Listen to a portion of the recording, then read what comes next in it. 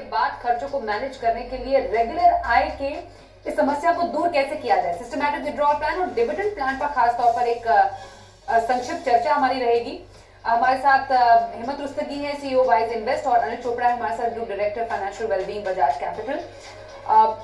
Hemant ji, systematic withdrawal plan एक ऐसा plan जो कि हमारे दोनों ही पैनलिस्ट ने यूनानिमसली आज चूज किया कि एक बहुत बढ़िया है म्यूचुअल फंड के रूट में रेगुलर इनकम पाने का।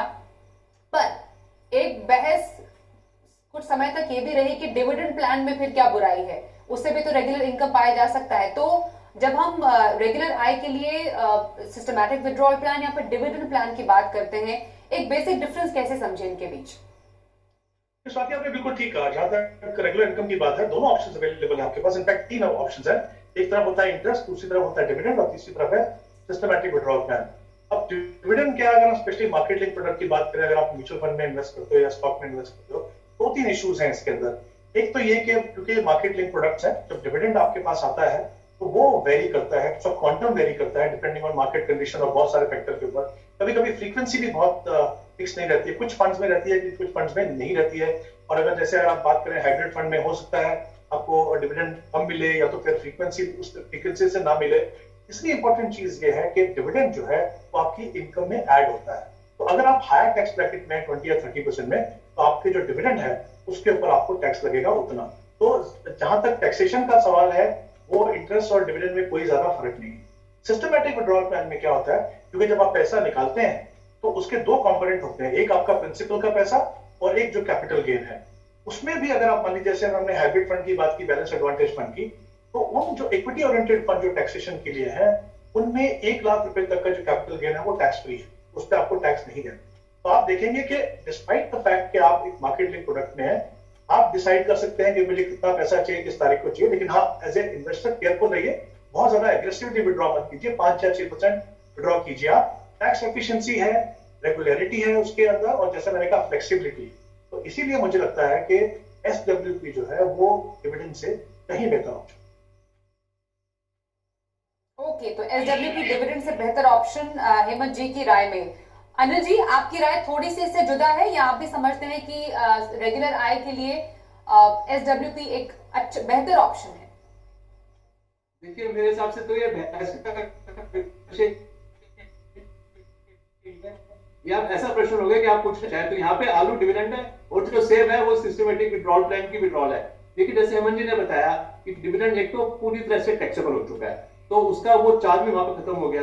दूसरा ये है कि डिविडेंड की फ्रीक्वेंसी आप नहीं तय कर सकते कि आपको हर महीने डिविडेंड चाहिए, वो तो म्यूचुअल फंड पे डिपेंड करेगा, वो हर महीने दे नहीं दे, क्वार्टरली दे वगैरह। ये सिस्टमैटिक विड्रॉल प्लान में आप चुनेंगे तारीख कि आपको हर पहली तारीख को पैसे चाहिए, हर 5 को, हर 10 को, जो आप तारीख चुनेंगे, जो अमाउंट चुनेंगे, वो अमाउंट आपके बैंक में आ जाएगा। भाई आपने अपनी मेड को तनख्वाह देनी है, आपने अपने बिजली का बिल भरना है, रेगुलर कैश फ्लो है, ये सारी रिक्वायरमेंट आपकी सिर्फ एसडब्ल्यूपी से ही पूरी हो सकती है।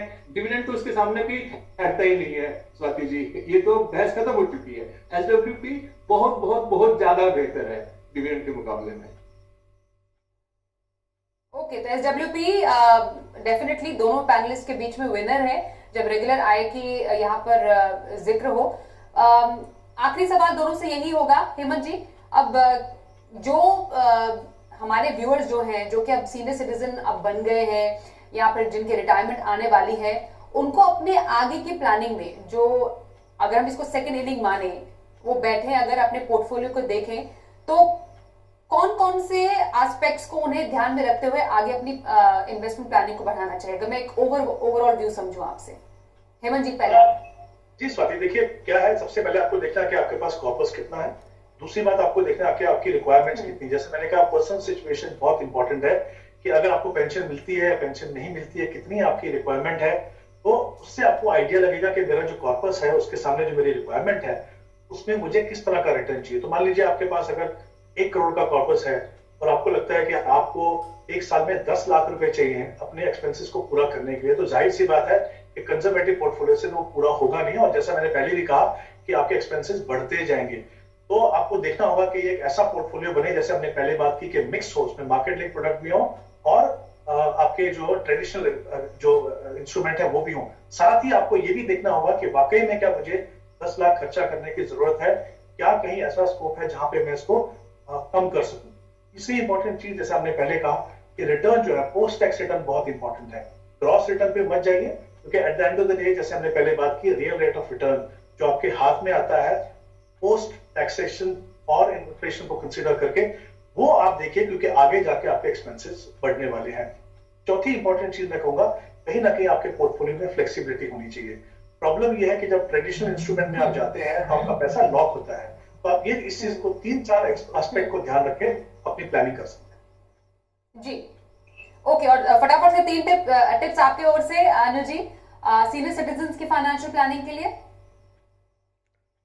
अगर आपके रिटायरमेंट 2-3-4-5 साल रह गए हैं तो आपको 2-3 चीजें करनी है। एक तो आपको पता होना चाहिए कि कौन सी तारीख को आपकी रिटायरमेंट है, उस डेट में आपके खर्चे तकरीबन कितने होंगे उसका अंदाजा लगा लीजिए। और एक मैं यहाँ पे साधारण सा आपको एक गणित का एक रूल समझा देता हूँ कि जो भी आपकी मंथली एक्सपेंस की रिक्वायरमेंट होगी, लेटेस्ट से की 50,000 रुपए की होगी 5 साल के बाद, तो पहले तो ये लगा लीजिए कि अगर आज 50,000 है तो 5 साल के बाद वो बढ़ के 65,000 हो जाएगी, इन्फ्लेशन जोड़ के।